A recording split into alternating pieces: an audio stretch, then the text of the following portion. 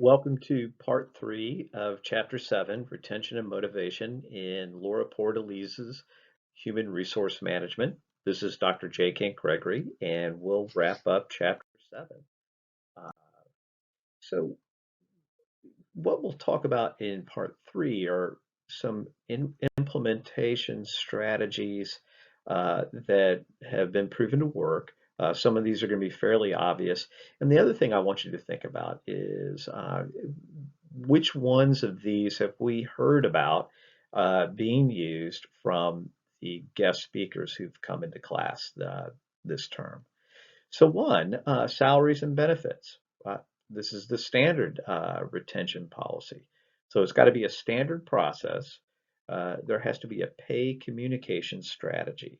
So we want it to be, transparent, and we want it to be uniform.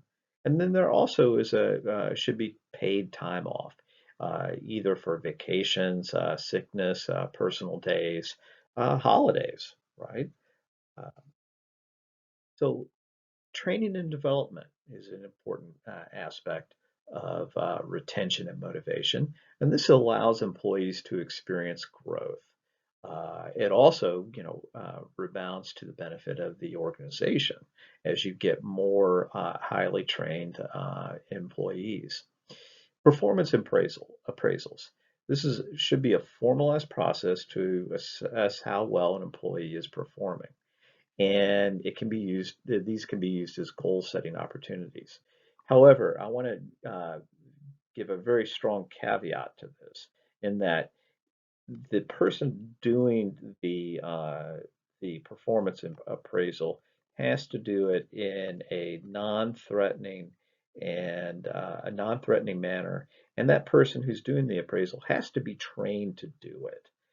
Very oftentimes, you find people doing these performance appraisals who have actually absolutely no business sitting there doing it. Uh, and then succession planning. And this allows the employees to see a path for growth. So a path for growth to succeed, to progress through the organization. So this is very different than the succession planning that we talk about in business strategy, which means, hey, how do we hand over a position or the ownership or various C-suite uh, positions to a quote unquote next generation. Also, there should be flex time. Telecommuting is something to keep in mind, and then sabbaticals. The ability to work from home or be flexible can entice employees. Well, and now under COVID, we know that this is absolutely crucial.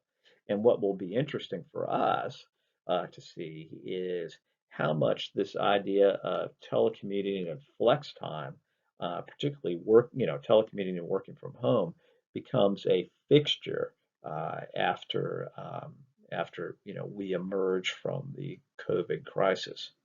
Management training. You have to train your managers to be better managers. And very often you will find out that there are managers who have no business being managers. And then conflict management and fairness. So fairness is perception, and procedures and consistency and the transparency is key to feeding into the perception of fairness. Uh, so implementing some retention strategies, there's job design, job enlargement, and job empowerment. So job design means designing a more rewarding job. Job enlargement is adding duties to help with growth. So adding duties to that job. And then empowerment is allowing the employees to make decisions. Then there are pay for performance strategies, so where employees are rewarded for achieving set objectives. And then work-life balance, ensuring employees have satisfying home and work lives, and that the work lives do not supersede or intrude upon the home life.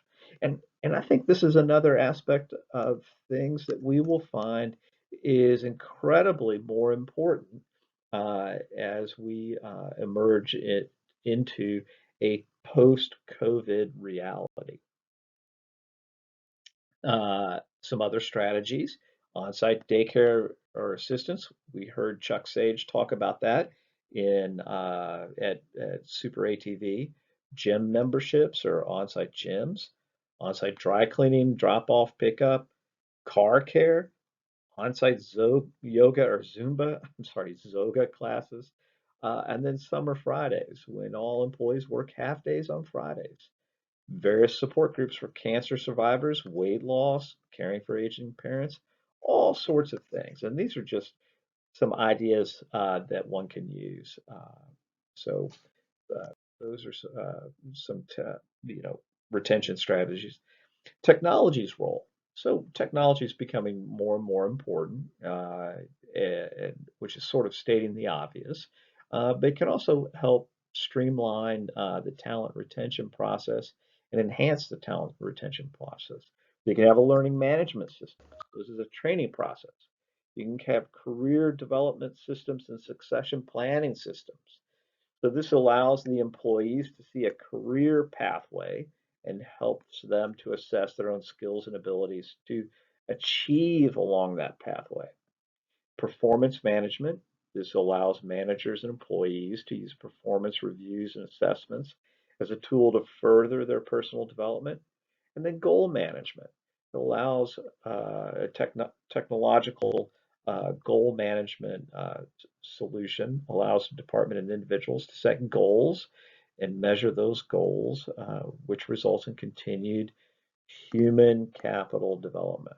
So back to one of the first concepts that we talked about this term. So that brings us to an end of part three and thus chapter 7. Thank you much.